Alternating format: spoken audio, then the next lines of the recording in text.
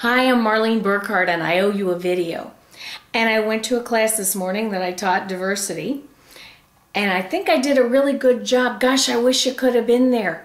However, the camera didn't cooperate. So I'm back here and I'm going to try and do this as if I were in front of some of my students.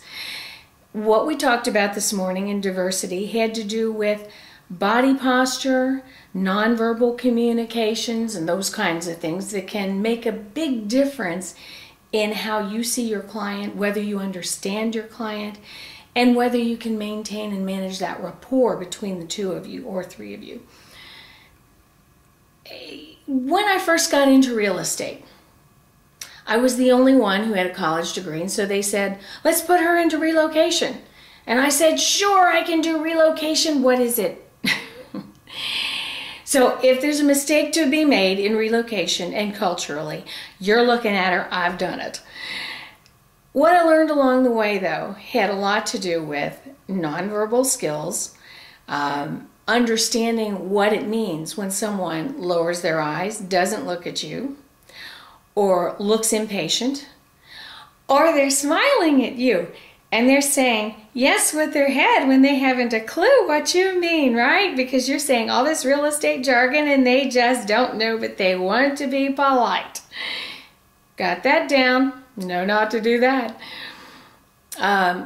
One of the things that has really been helpful is if you go back to the 1980s to neurolinguistics, when they talk about body stance, and I realize this can be dangerous if you're not subtle with it, so I do talk to my students about it.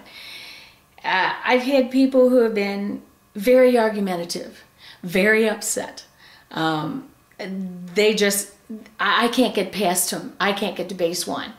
So many times if I'm seeing that they're talking very fast and they're very upset, which is hard for me to do, by the way, because I'm from the Cincinnati area and I don't talk fast.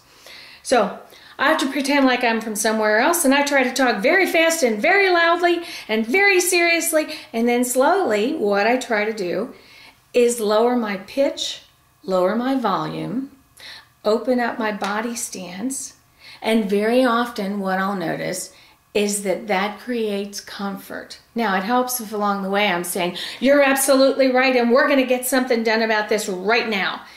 Because the other thing, of course, we all need is someone to say, I understand you, I get it, and we're going to do the best we can for you. But the nonverbals can be just a huge, huge thing when it comes to creating and maintaining a rapport between yourself and your clients. And I think a lot of success is just right in that very thing, to understand what it is. Gestures can be part of that. This, for instance, is okay in the US, right? In France, it's a private part of a woman's body. Not a great habit to develop, to keep using that gesture, especially with people from France. There are many other gestures that mean various other things.